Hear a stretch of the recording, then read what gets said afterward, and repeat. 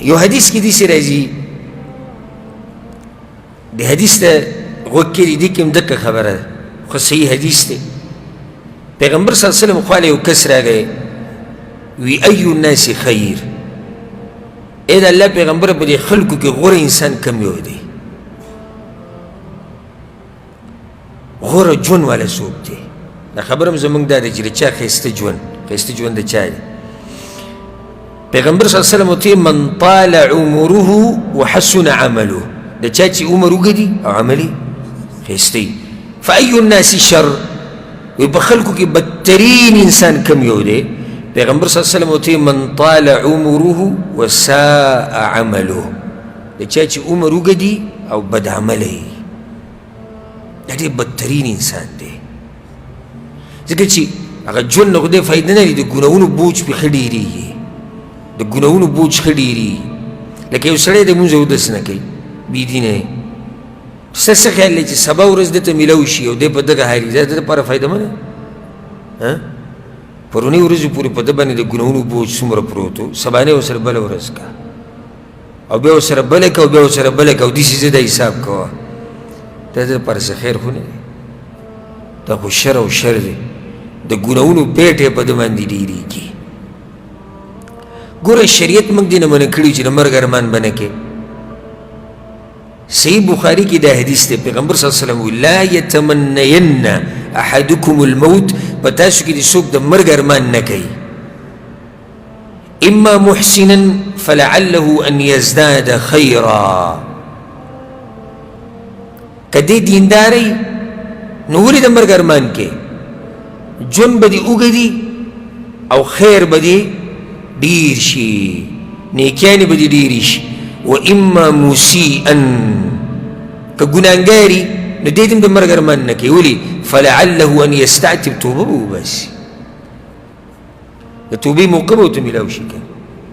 بركتي جونا غده چي طالب كلام قدر كي بار بار دا غدر هزي كولو دا بركتي جون دي او الحمد لله ثم الحمد لله چي الله مغلا بیا یو پیر موقع راکړه د دین د مجالسو سره د ګډون او بیا یو پیر موقع راکړه د قرآن او د حدیث د اورېدو د بیانولو داسې لرې خبره خو نه وه چې کیدی شي درسونو نه څه وخت لپاره چوټي وشي او بند شي او سړی پکې مړ شي کیدی شي که نه شي کیدی شي ډېر داسې تلي ما ورته بیا رایلو اوسی بیانی و راگلی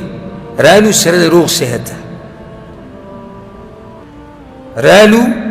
او اندامون زمن کار کئی عقلم پا زیده سترگیم کار کئی غگون کار کئی جب کار کئی تو اللہ لوی نعمت تی لوی نعمت تی زب خپل جون کی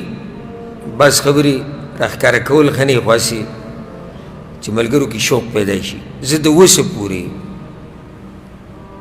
د کعبې په رب قسم خورم چېرته د چا مال ته الحمدلله د سره پسخېدلی نه یم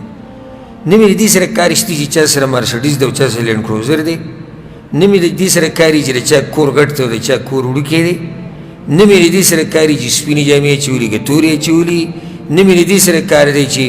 یاله بچي ډېر دی وګوره ښځې ډېرې دی وګوره غټ تاجر دی وګوره مال ډېر دی وګوره دا دی وګوره هېڅ پروا مې نه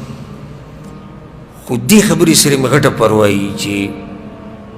هغه سړی هغه علم هغه داعي هغه ملګری هغه خپلوان هغه تا نه په دیندارۍ کې مخکې کېږي ولې مخکې کېږي تا نه په تا کې څه کمی دی ته ولې ورو ورو شاته روان یې ولې ورو ورو خرابېږي ولې د الله سره ستا رابطه کمزوري کېږي دې خبرو ته مې الحمدلله ذهن ځي او دغه مې ورب الکعبه کې څه پروایي کروڑپتی لکپتی چې را سره کینی کنه او فقیر او ملنګ چې را سره کینی کنه هېڅ فرق پکې نه کوم فرق صرف په دې کوم چې کم یو پکې الحمدلله دینداري هغه سره مې طبیعت بیا ډېر لګي نو چې موږ له د الله موقع راکړه دا الله لویه خزانه موږ له راکړه لویه خزانه دا خزانه ګورې په مال او په جیداد او په بچو او په ښځه به دې نه میلاویږي دا خزانه دا محض د الله له طرف نه توفیق دی او رحم او کرم دی. نو اولنۍ خبره ښایسته ژوند کوم یو دی چې تا ته پکې بار بار موقع د